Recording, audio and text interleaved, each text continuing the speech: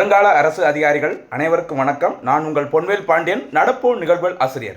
இன்றைய தினத்தில் நம்ம பார்க்க போகிற நடப்பு செய்திகள் ஏப்ரல் 17ஆம் தேதிக்குரியது. சரிங்களா? ஏப்ரல் 16ஆம் தேதிக்குரிய நடப்பு செய்திகள் என்னால் பண்ண முடியல, சாரி, கொஞ்சம் ஊருக்கு போயிட்டு வந்ததுனால நாளை காலையில் அதை நான் அப்லோட் பண்ணிடுறேன். இப்போதைக்கு ஏப்ரல் 17, 2026 டெய்லி கரண்ட் அஃபேர்ஸ் நம்ம பார்க்கலாம். சரிங்களா? வழக்கம் போல சொல்கிறதாமா, நடப்பு செய்திகள் ரொம்ப ரொம்ப முக்கியத்துவம் வாய்ந்து இன்றைக்கி நிறைய எக்ஸாமில் நடப்பு செய்திகள் சப்ஜெக்ட்டு ஸ்ட்ராட்டஜிக்கு எல்லாமே கலந்து தான் ஒரே கொஸ்டினை கேட்குறாங்க. அதனால் எதுவுமே மிஸ் பண்ணிடாதீங்க, தொடர்ந்து ஃபாலோ பண்ணுங்கள். நம்ம இப்போ சொன்ன எல்லா விஷயமே பார்த்தீங்கன்னா ஒரே வீடியோவில் ரெகுலராக அப்படியே சூப்பராக தொகுத்து வழங்கிட்டு இருக்கிறேன். நல்ல முறையில் பயன்படுத்திக்கோங்க, தேர்வில் வெற்றி பெறுங்க. சரிம்மா, ஆரம்பிக்கலாம். இன்றைய தினத்துக்கான நடப்பு செய்திகள் ஏப்ரல் 17ஆம் தேதிக்குரியது.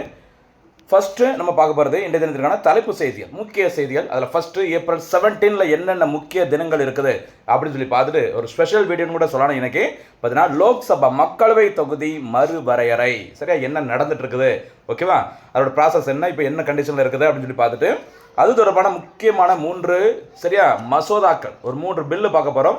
அதுக்கப்புறம் மகளிர் இடஒதுக்கீடு சட்டம் 2023 அமல்படுத்தப்பட்டுள்ளது. இந்த சட்டம் எப்போ கொண்டு வந்தாங்க, எந்த தேதியில் மகளிர் இடஒதுக்கீடு சட்டம் அமல்படுத்தப்பட்டது, அது எத்தனாவது இந்திய அரசியலமைப்பு சட்ட மசோதா, எத்தனை பில்லு சரிங்களா, அது எப்போது நடைமுறைக்கு வந்திருக்குது அப்படின்னு கிளியராக பார்க்க போகிறோம். ஞாபகம் வச்சுக்கோங்க. அடுத்து 106வது இந்திய அரசியலமைப்பு சட்ட திருத்தம் எதனுடன் தொடர்புடையது. ரெகுலராக இது பார்க்குறது தான் நம்ம வீடியோ பார்த்தவங்க தெரிஞ்சிருக்கும், ரிவிஷனுக்கு ரொம்ப யூஸ்ஃபுல்லாக இருக்கும், பயன்படுத்திக்கோங்க.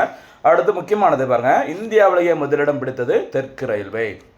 சதன் ரயில்வே எதுலலாம் டாப்பில் இருக்காங்க அப்படிங்கிறத நம்ம பார்க்க போகிறோம். சரிங்களா? அதுக்கு அப்புறம் இறுதியாக சூப்பர் 6 கொஸ்டின்ஸ் ரிவிஷனுக்காக நம்ம பார்க்க போகிறோம். சரிங்களா? இது நம்ம என்ன தெரிஞ்சுக்கான தலைப்பு செய்திகள். இனிமேல் நம்ம விரிவான செய்திகள் பார்க்க போகிறோம். சரிங்களா? அதில் ஃபஸ்ட்டு ஏப்ரல் 17 என்னென்ன முக்கிய தினங்கள் இருக்குது அப்படிங்கிறத நம்ம பார்ப்போம். சரியா? ஃபஸ்ட்டு உலக ஹீமோபிலியா தினம். சரி, அந்த ஹீமோபிலியா தினம் உங்களுக்கு தெரிஞ்சிருக்கும். சரிங்களா? என்னைக்குமா ஏப்ரல் 17.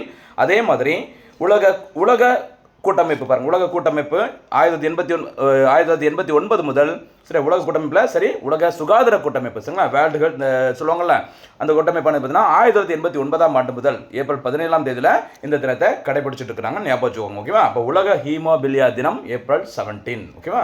அதே மாதிரி ஏப்ரல் 17 பார்த்தீங்கன்னா வேர்ல்டு லெவலில் அந்த ஹைக்கூ கவிதைகள்னு சொல்லுவாங்கள்ல, அந்த சர்வதேச ஹைக்கூ கவிதை தினம். சரியா? ஹீமோபிலியா ஹைக்கூ கவிதை தினம் ரெண்டுமே ஏப்ரல் 17 ஞாபகம் வச்சுக்கோங்க. சரியாம்மா. அடுத்து உலக கவிதை தினம் எனக்கு, இது ஹைக்கூ கவிதை தினம். சரிங்களா? நம்ம இப்போ ஒரு போனஸ் கேள்வி கேட்கட்டுமா, சொல்ல பார்க்கலாம். உலக கவிதை தினம் எப்போது? மார்ச் மந்தில் வரும்.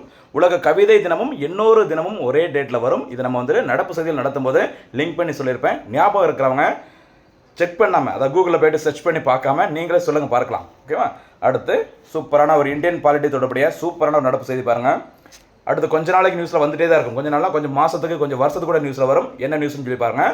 மக்களவை தொகுதி மறுவரையறை. சரியா? இந்தியாவில் உள்ள மக்களவை தொகுதியின் எண்ணிக்கை தற்போது எவ்வளோ இருக்குது? 543. 543 ரிவர்ஸில் 345 வரும்ல, அது வந்து 543 ஞாபகம் வச்சுக்கோங்க. நமக்கு சட்டமன்ற தொகுதி 234 இருக்கும், வரிசையாக 234 இருக்கும். அங்கே பார்த்தீங்கன்னா 543 ரிவர்ஸில் வரும் மக்களவை தொகுதியின் எண்ணிக்கை. சரிங்களா? இந்த தொகுதிகள் 1971 மற்றும் 2001ஆம் ஆண்டு மக்கள் தொகையை அடிப்படையாக கொண்டு பிரிக்கப்பட்டது. சரிங்களா? ஓகே, அதெல்லாம் ரொம்ப பழசாக இருக்குது. இப்போலாம் நிறைய மக்கள் தொகை வளர்ச்சி விகிதம் எண்ணிக்கை எல்லாமே மாறிச்சு அப்படின்னு சொல்லிட்டு தற்போதைய அரசு என்ன சொல்லியிருக்காங்க அப்படின்னு பார்த்தீங்கன்னா, 2011ஆம் ஆண்டு மக்கள் தொகைக்கு ஏற்ப இந்திய நாடாளுமன்றத்தில் மக்களவை தொகுதிகளை மறுவரையறை செய்து அதன் எண்ணிக்கை உயர்த்துவதற்கு முடிவு செஞ்சுருக்கிறாங்க. சரிங்களா? ஞாபகம் வச்சுக்கோங்க. எந்த மக்கள் தொகை அடிப்படையாக கொண்டு? 2011, ஓகேவா. அடுத்தபடியாக அரசமைப்பு சட்டம். சரி, அரசமைப்பு சட்ட பிரிவு 81 திருத்தம் மேற்கொள்ள போகிறாங்க. அதான் மெயினாக ஹைலைட்டடாக வரப்போகுது, பார்த்துக்கோங்க.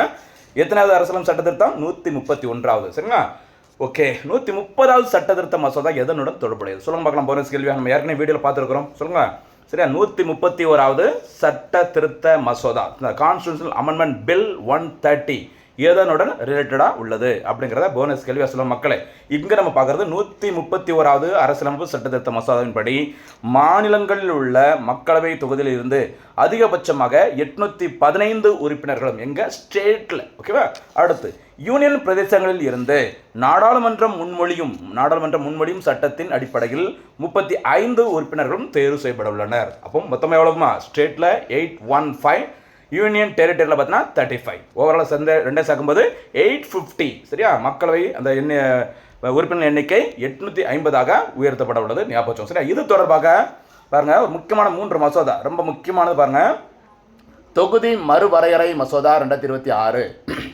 அடுத்து நம்ம மேலே சொன்ன 131வது அரசியலமைப்பு திருத்த மசோதா, யூனியன் பிரதேசங்கள் சட்ட திருத்த மசோதா ஆகிய 3 மசோதாக்களை மத்திய அரசு தாக்கல் செய்தது. சரியா, ஞாபகம். தொகுதிகள் மறுவரையறை செய்வது தொடர்பான 3 முக்கியமான திருத்தங்கள். இந்த 3 ஞாபகம் ரொம்ப ரொம்ப முக்கியமானது. சரிங்களா, கண்டிப்பாக இந்த எக்ஸாமில் கேட்க நிறைய சான்சஸ் இருக்குது, விட்டுறாதீங்க. ஓகேவா. அடுத்து பாருங்க, அரசமைப்பு சட்டத்தின் 131வது திருத்த மசோதா மற்றும் தொகுதி மறு சீரமைப்பு மசோதாவை மத்திய சட்ட அமைச்சராக இருக்கிற தற்போதைய யூனியன் லா மினிஸ்டர் திரு அர்ஜுன் ராம் மெக்வால் அவர்களும், அதே மாதிரி யூனியன் பிரதேசங்கள் சட்ட திருத்த மசோதாவை மத்திய உள்துறை அமைச்சர் மினிஸ்டர் ஆஃப் ஹோம் அஃபேர்ஸ் சரியா திரு அமித்ஷா அவர்களும் அறிமுகம் செஞ்சிருக்கிறாங்க. சரிங்களா, ஓகே. அதே மாதிரி இதோட பின்புலம் உங்களுக்கு தெரிஞ்சிருக்கும். சரியா, மக்களவை மற்றும் மாநில சட்டமன்ற தேர்தல்களில் ஓகேவா அந்த மக்களால் தேர்ந்தெடுக்கப்படக்கூடிய அந்த உறுப்பினர்களை தேர்ந்தெடுக்கும் சரியா லோக்சபா எம்பி எம்எல்ஏ இந்த 2 தொகுதிகளையும் பார்த்தீங்கன்னா மகளிருக்கான இடஒதுக்கீடு சரியா சட்டம் இயற்றப்பட்ட வருஷம் 2023. சரியா, ரொம்ப ரொம்ப முக்கியமானது. ஓகேவா. ஓகே, இந்த ஒரு போனஸ் கேள்விமா, நீங்கள் கொஞ்சம் தேடி பார்த்து அப்படியே இருக்கும்போது ரொம்ப ஒரு பிடிப்பு கிடைக்கும். அதுக்கு தான் கேள்வி. 2023ஆம் ஆண்டில் இயற்றப்பட்ட மகளிர் இடஒதுக்கீடு சட்டத்திற்கு எந்த குடியரசுத் தலைவர் ஒப்புதல் வழங்கினார்? கரெக்டாக சொல்லுங்க பார்க்கலாம். ரொம்ப ஈஸி தான், சும்மா அப்படி சொல்லி பாருங்கள், அப்போ தான் அந்த ஃப்ளோ மிஸ் ஆகாது. மகளிர் இடஒதுக்கீட்டு சட்ட திருத்த மசோதாவின்படி மக்களவையின் பலம் 815ஆக அதிகரிக்கப்படும். சரியா, இது 50% அதிகரிப்பாங்க. ஒவ்வொரு மாநிலங்களிலும் தற்போது எவ்வளோ எண்ணிக்கை இருக்குதோ அதனுடைய எண்ணிக்கை 50%. அதாவது ஒரு மாநிலத்தில் 20 எம்பி இருந்தாங்க அப்படின்னா இந்த புதிய அந்த தொகுதி மறுவரையறையின் படி பார்த்தீங்கன்னா 20 எம்பிகள் ஏற்கனவே இருக்கிறாங்க அப்படின்னா அதில் 50%, அதாவது 10 எம்பிக்களின் எண்ணிக்கை அதிகரிக்கும். சரியா, எங்கேயும் குறையாது. முக்கியமாக தென்னிந்திய மாநிலங்கள் இதை பற்றி ஒருங்கிணைக்க வேண்டியதில்லை அப்படிங்கிற மாதிரி பாராளுமன்றத்தில் அமித்ஷா அவர்களும் சரியா அர்ஜுன் ராம் அவர்களும் தெரிவிச்சுக்கிறாங்க. சரிங்களா, ஓகே. பாருங்கள், ரொம்ப டீட்டெயிலான நோட்ஸ்மா இது, கொஞ்சம் பார்த்துக்கோங்க, கொஞ்சம் டைம் எடுத்துக்கோங்கம்மா. சரியா, மொத்த இடங்களில் 33%, அதாவது 272 இடங்கள் பெண்களுக்கு ஒதுக்கப்படும். 33% அப்படிங்கிறது ஓவராலாக அந்த மொத்த இடங்களில் சரிங்களா 33%ல் இடங்கள் அப்படின்னு சொல்லி பார்க்கும்போது எவ்வளோ பர்சன்டேஜ் வருது? எத்தனை இடங்கள் வருது? 272 இடங்கள் பெண்களுக்கு மட்டும் ஒதுக்கீடு செய்யப்படும். சரியா, ஓகே. 2029ஆம் ஆண்டு மக்களவை மற்றும் மாநிலங்களின் சட்டப்பேரவைகளில் பெண்களுக்கு இந்த 33% இடஒதுக்கீடு வழங்கும் சட்டத்தை அமல்படுத்தும் நோக்கில் இந்திய அரசு சட்டப்பிரிவு 81 திருத்தம் மேற்கொள்ள மத்திய அரசு முடிவு செய்துள்ளது. சரிங்களா, ஞாபகமா 81வது சட்டப்பிரிவை ரொம்ப ரொம்ப முக்கியமானது. இனிமேல் கொஞ்சம் நோட் பண்ணி பாருங்கள். சரிங்களா, அதே மாதிரி புதிய நாடாளுமன்ற கட்டிடத்தில் 888 மக்களவை உறுப்பினர்கள் அமர வசதி செய்யப்பட்டுள்ளது. சரிங்களா, நியூ பார்லிமெண்ட் நம்ம ஏற்கனவே பார்த்ததா ஷார்ட்ஸ்லேருந்து நிறைய பார்த்துருப்போம். சன்ஷாத் பவன் அப்படி சொல்லுவாங்களா, அந்த சன்ஷாத் பவன் அப்படிங்கிறது இந்தியாவோட நியூ பார்லிமெண்டோட பேர். இந்த நியூ பார்லிமெண்ட் திறக்கப்பட்டது May 28, 2023. எப்போ? May 28, 2023ஆம் ஆண்டு புதிய பார்லிமெண்டம் திறக்கப்பட்டது. இந்த புதிய பார்லிமெண்டத்தோட மொத்த அந்த பாராளுமன்ற உறுப்பினர் எண்ணிக்கை சரி எவ்வளோ பேர் உட்கார முடியும்? 1272. 1270னா லோக்சபா அண்ட் ராஜ்யசபா எம்பிக்களோட எண்ணிக்கை சேர்த்து சொல்கிறேன். அதில் லோக்சபா எம்பிக்களோட எண்ணிக்கை மட்டும் 888 சரியா 888ஆக இருக்கும் சொல்லியிருக்கிறாங்க. இப்போ நம்ம சொல்லிட்டு இருக்கும்போது இந்த தொகுதி மறுவரை செய்யும்போது பார்க்கும்போதுனா 850 உறுப்பினர்கள் இருப்பாங்க அப்படிங்கிற மாதிரி சொல்லியிருக்கிறாங்க. சரிங்களா, அதில் 815 ஸ்டேட்லேருந்து மக்களால் தேர்ந்தெடுக்கப்படும் பார்லிமெண்ட் உறுப்பினர்கள், மிச்சம் இருக்க 35 அப்படிங்கிறது யூனியன் பிரதேசத்தில் இருக்கிற மக்களவை உறுப்பினர்கள். சரிங்களாம்மா, ஓகே. அடுத்து முக்கியமானது இங்கே தான் பிரச்சனை வந்துட்டு இருக்குது பாருங்கள்.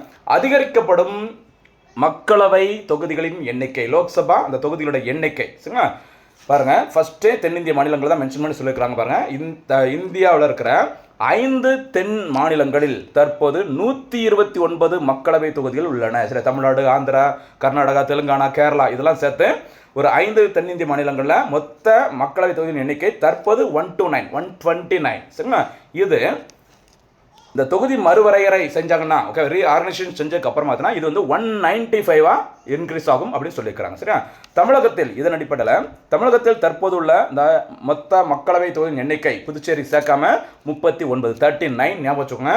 39 அப்படிங்கிறது சரியா 50% இன்க்ரீஸ் ஆகும்னு சொன்னாங்கல்ல. அதோட அடிப்படையில் பார்க்கும்போது எக்ஸ்ட்ரா ஒரு 20 அதாவது 59 அதாவது 58 அல்லது 59ஆக உயரும் அப்படிங்கிற மாதிரி எக்ஸாக்டாக சொல்லியிருக்கிறாங்க. ஞாபகம் வச்சுக்கோங்க. அப்போ தமிழ்நாட்டில் மக்களவை தொகுதியின் எண்ணிக்கை இப்போ 39 இருக்குது.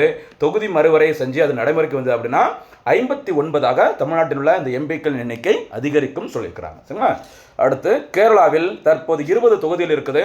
அது 50% அப்படின்னு சொல்லி பார்க்கும்போது அதில் பாதி 30 சரியா கேரளாவில் 30 மக்களவை தொகுதியின் எண்ணிக்கை அதிகரிக்கும் சொல்லியிருக்கிறாங்க. அது 20லேருந்து 30ஆக அதிகரிக்கும். அதே மாதிரி ஆந்திராவில் ஏற்கனவே 25 மக்களவைத் தொகுதிகள் இருந்தது, அது இனிமேல் பார்க்கும்போது 38 தொகுதிகளாகவும், தெலுங்கானாவில் ஏற்கனவே 17 தொகுதிகள் இருந்தது, அது இனிமேல் 26 தொகுதிகளாகவும், கர்நாடகாவில் இருந்த 28 தொகுதியின் எண்ணிக்கை இனிமேல் 42 தொகுதிகளாகவும் அதிகரிக்கும் சொல்லியிருக்கிறாங்க. அப்போ எங்கேயுமே பார்த்தீங்கன்னா குறையில, எல்லா இடத்துலையும் ஜாஸ்தி ஆகுது அப்படிங்கிற மாதிரி சொல்லியிருக்கிறாங்க. மக்களே மறந்துடாதீங்க சரிங்களா. அடுத்தபடியாக இந்தியாவிலேயே அதிகபட்சம் சரிங்களா எங்கே வந்துட்டு அந்த தொகுதியின் எண்ணிக்கை இருக்குது சரியா இருக்கும் அப்படின்னு சொல்லி பார்க்கும்போது உத்தரப்பிரதேச மாநிலம். இந்தியாவிலேயே அதிகப்படியான மக்கள் தொகை கொண்ட இந்திய மாநிலம் உத்தரப்பிரதேசம். 19.9 crore பாப்புலேஷன் இருக்கிறாங்க ஆஸ் பர் 2011 சென்சஸில் சரிங்களா. அதன் அடிப்படையில் உத்தரப்பிரதேசத்தில் 80 மக்களவை எம்பிக்கள் இருந்தாங்க. அதில் 50% சொல்லி பார்க்கும்போது 80 ஓகேவா. அதில் 50% அப்படின்னா பாதி 40%, 80 + 40 120 அதிகமாகும் அப்படின்னு சொல்லியிருக்கிறாங்க. அதே மாதிரி பீகார் மாநிலத்தில் 40லிருந்து 60க்கும் அதிகமாக உயரும் சொல்லியிருக்கிறாங்க. தமிழ்நாட்டில் 39லிருந்து 58 அல்லது 59 உயரும் என கணிக்கப்பட்டுள்ளது. அடுத்து மத்திய பிரதேசம் முக்கிய மாநிலங்கள் பார்த்துட்டு இருக்கிறோம். 29லிருந்து 43லிருந்து 44 அதிகரிக்கும் அப்படின்னு சொல்லியிருக்கிறாங்க சரிங்களா. மொத்த எண்ணிக்கை எவ்வளோ இருக்கும்? 850 மறந்துடாதீங்க. புதிய பாராளுமன்றத்தில் லோக்சபா எம்பிக்கள் எவ்வளோ பேர் அதிகபட்சம் உட்கார முடியும்? 888 சீட்டு இருக்குது, மறக்காதீங்க சரிங்களா. ஓகே, அடுத்தபடியாக இன்னொரு முக்கியமான செய்தி. மகளிர் இடஒதுக்கீடு சட்டம் 2023 அமலுக்கு வந்தது. இந்த தொகுதி மறுவரை அது போயிட்டு இருக்கும்போது இது அமலுக்கு வந்தது பெருசாக நியூஸில் வரல, ஆனால் நீங்கள் எக்ஸாமுக்கு தேவையானது நோட் பண்ணிக்கோங்க சரிங்களா.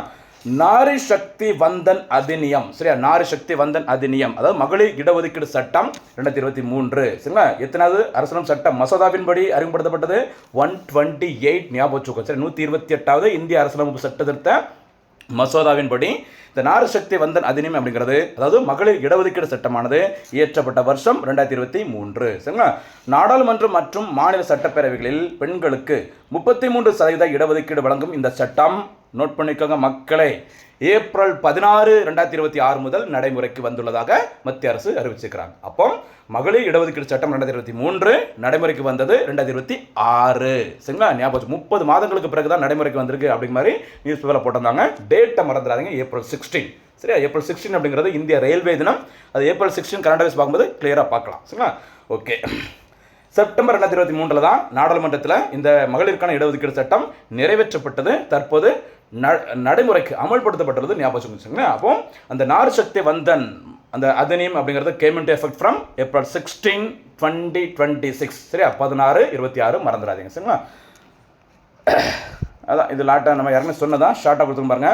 Women reservation related bill and amendment சரியா. பில்லுன்னு பார்த்தீங்கன்னா 128 கான்ஸ்டியூஷனல் அமெண்ட்மெண்ட் பில் சரி. 128வது அரசியலமைப்பு திருத்த மசோதா. அது எத்தனையாவது சட்டத்திருத்த மசோதாவாக மாறியதுமா சரி. அந்த மசோதா எத்தனையாவது இந்திய அரசியலமைப்பு சட்டமாக மாறியது? சட்டத்திருத்த மசோதா மாறியதுமா 106வது. அப்போ 128ங்கிறது அரசியலமைப்பு சட்டத்திருத்த மசோதா. எல்லா மசோதாவும் எதை மாறாது? ஆக்டாக மாறினது கிடையாது, ஞாபகம் வச்சுக்கோங்க. அதனால தான் பில் எண்ணிக்கை ஜாஸ்தியாக இருக்கும், மசோதா எண்ணிக்கை குறைவாக இருக்கும் சரி. அப்போ மகளிர் இடஒதுக்கீடு தொடர்பான அந்த மசோதா 128, அரசியலமைப்பு திருத்த சட்டம் கேட்டால் 106. எந்த வருஷம் மறந்துடாதீங்க? 2023 சரிங்களா. ஓகே, சூப்பரான செய்தி, விட்டுறாதீங்க. யாரோ ஒருத்தங்க கேட்டதான் கமெண்ட்டில் இந்த டீலிமிட்டேஷன் பற்றி கொஞ்சம் ஒரு வீடியோ போடுங்க அப்படின்னு சொல்லிட்டு சரியா. அவங்களுக்காக ஸ்பெஷலாக போட்டோம், நீங்களும் யூஸ் பண்ணிக்கோங்க. அடுத்தபடியாக முதலிடம் பிடித்தது தெற்கு ரயில்வே. இந்தியாவிலே பார்த்தீங்கன்னா சதன் ரயில்வே டாப்பில் வந்திருக்காங்க. எதில் அப்படின்னு சொல்லி பாருங்களேன். 2025-26 நிதியாண்டில் இந்திய ரயில்வேயின் எத்தனை மண்டலங்களில்? 18 மண்டலங்களில் 18 ஜோன்ஸில் திறன் மேம்பாடு சரியா. பார்த்துக்கோங்க, திறன் மேம்பாடு ஸ்கில் டெவலப்மெண்ட்லேருந்து பயணிகளுக்கு சேவை வழங்குறது சரி. அந்த பேசஞ்சர் கொடுக்குற அந்த சர்வீஸ்லேருந்து தட்கல் முன்பதிவு, இந்த தட்கல் டிக்கெட் போடுவாங்களா சரி, அந்த முன்பதிவு மற்றும் அதன் மூலம் இந்தியன் ரயில்வே வந்து வருவாயை அதிக அளவு ஈட்டியதில் சரி ரெவென்யூ அதிகமாக பார்க்குறதுல எல்லா கேட்டகரியில் மேக்ஸிமம் முக்கியமான எல்லா கேட்டகரிலையும் இந்தியாவில் இருக்க 18 ரயில்வே ஜோன்லையும் டாப்பில் இருக்காரு நம்முடைய சதன் ரயில்வே. ஞாபகம் வச்சுக்கோங்க, ரொம்ப ரொம்ப ரொம்ப முக்கியமானது சரி. இப்போ கடந்த வீடியோவில் நம்ம பார்த்துருந்தோம் சதன் ரயில்வே எப்போது உருவாக்கப்பட்டதுமா சொல்ல பார்க்கலாம். போனஸ் கேள்வியை சொல்லுங்கள். அவசரமாக அந்த பஸ்ஸுக்கு டைம் ஆச்சு அப்படின்னு சொல்லிட்டு கடந்த வீடியோவில் கொஞ்சம் ஸ்பீடாக சொல்லியிருந்தேன், சொல்ல பார்க்கலாம். தெற்கு ரயில்வே அதாவது சுதந்திரத்திற்கு பிறகு உருவாக்கப்பட்ட இந்தியாஸ் ஃபர்ஸ்ட் ரயில்வே ஜோன் அப்படின்னு சொல்லி பார்த்தீங்கன்னா இந்த சதன் ரயில்வே தான். எந்த ஆண்டு எந்த தேதியில் உருவாக்கப்பட்டது? தெற்கு ரயில்வே. இது போனஸ் கேள்வியாக சொல்லுங்கள் பார்க்கலாம் சரிங்களா. ஓகே சரிங்களா. அப்போ பார்த்துக்கோங்க, திறன் மேம்பாடுலேருந்து பயணிகளுக்கு வழங்கும் சிறப்பான சேவை சரி, தட்கல் முன்பதிவு, வருமானம் பார்க்குறது எல்லாத்துலையும் டாப்பில் இருக்குது இந்தியாவில் எதுமா? சதன் ரயில்வே சரிங்களா. வருவாய் சாதனை இன்கம் ரெவென்யூவில் என்ன சாதனை பாருங்கள். பயணிகள் மூலமாக 8,271.47 கோடி ரூபாய் ஈட்டி 9.8% வளர்ச்சியுடன் இந்தியாவுடைய முதலிடம் பெறுகிறது சதன் ரயில்வே. அதேமாதிரி தட்கல் முன்பதிவு, பயணிகள் ஆக்கிரமிப்பு எல்லா இதுலேயுமே பார்த்தீங்கன்னா டாப்பில் இருக்கிறாங்க நம்முடைய சதன் ரயில்வே, மறந்துடாதீங்க சரிங்களா. ரொம்ப ரொம்ப முக்கியமான ஒரு செய்தி பார்த்துட்டு இருக்கோம் சரிங்களா. சதன் ரயில்வேக்கு அடுத்தபடியாக 2ஆம் இடத்துல மேற்கு ரயில்வே, 3ஆம் இடத்துல மத்திய ரயில்வே சரி, ஆகியவை 2வது மற்றும் 3ஆம் இடங்களில் உள்ளன சரிங்களா. அப்படியே சொல்ல மக்களா இன்னொரு போனஸ் கேள்வியா, மேற்கு ரயில்வே மற்றும் மத்திய ரயில்வே சரியா, western railway zone, central railway zone ரெண்டோட ஹெட் குவார்ட்டர்ஸும் எங்கே இருக்குது அப்படிங்கிறத அப்படியே ஒரு போனஸ் கேள்வியாக சொல்லுங்க சரியா. நான் இது போனஸ் கேள்வி கேட்குறது உங்களுக்கு ரிவிஷனுக்கு, என்னொன்று உங்களை பற்றி நான் தெரிஞ்சுக்கிறதுக்கு சரி. யாரெல்லாம் வீடியோ கரெக்டாக ஃபுல்லாக ஃபாலோ பண்ணி பார்த்துட்டு வரீங்க அவங்க மேலே தான் எனக்கு ஒரு நம்பிக்கை வரும், ஃபியூச்சர் ஆஃபீஸர்ஸ் அப்படிங்கிற மாதிரி சரிங்களா. பார்த்துக்கலாம் என்ன நடக்குது அப்படின்னு சொல்லிட்டு தொடர்ந்து ஃபாலோ பண்ணுங்கம்மா ஓகேவா. அடுத்தபடியாக இந்த தினத்திற்கான சூப்பர் 6 கொஸ்டின்ஸ். முதல் சூப்பர் 6 கேள்வி, உலக ஹீமோபிலியா தினம் எப்போது கடைபிடிக்கப்படுகிறது? 2வது சூப்பர் 6 கொஸ்டின், தற்போது இப்போ வரைக்கும் சரியா நடைமுறையில் இருக்கிற மக்களவை தொகுதிகளின் எண்ணிக்கை எவ்வளவு? 3வது கேள்வி, எந்த இந்திய ரயில்வே மண்டலம் செயல்திறனில் முதலிடம் பெற்றுள்ளது? 4வது சூப்பர் 6 கேள்வி, இந்திய அரசியலமைப்பு சட்ட திருத்தம் 106 சரியா எதனுடன் தொடர்புடையது? 5வது சூப்பர் 6 கேள்வி, மகளிர் இடஒதுக்கீடு சட்டம் எப்போது முதல் நடைமுறைக்கு வந்தது? அதே மாதிரி மகளிர் இடஒதுக்கீடு சட்டம் எப்போது இயற்றப்பட்டது? இது எல்லாமே கரெக்டாக பதில் சொல்லுங்கள் வீடியோ ஃபுல்லாக பார்த்துட்டு சரிங்களா. ரொம்ப ரொம்ப கஷ்டப்பட்டு தான் சில விஷயங்கள் பண்ணிகிட்டு இருக்கிறோம், தயவுசெய்து நல்லா பயன்படுத்திக்கோங்க. நம்ம ஹார்ட் ஒர்க் பிடிச்சது அப்படின்னா சரியா லைக் பண்ணிக்கோங்க, சேனலை சப்ஸ்கிரைப் பண்ணி வச்சுக்கோங்க, பெல் பட்டனை கிளிக் பண்ணி வச்சுங்க அப்படின்னா நோட்டிஃபிகேஷன் காட்டும். ஃப்ரீயாக இருக்கும்போது வீடியோ பார்த்து பயனடைந்துக்கலாம், தேர்வில் வெற்றி பெறலாம். மீண்டும் சந்திக்கலாம். நன்றி, வணக்கம்.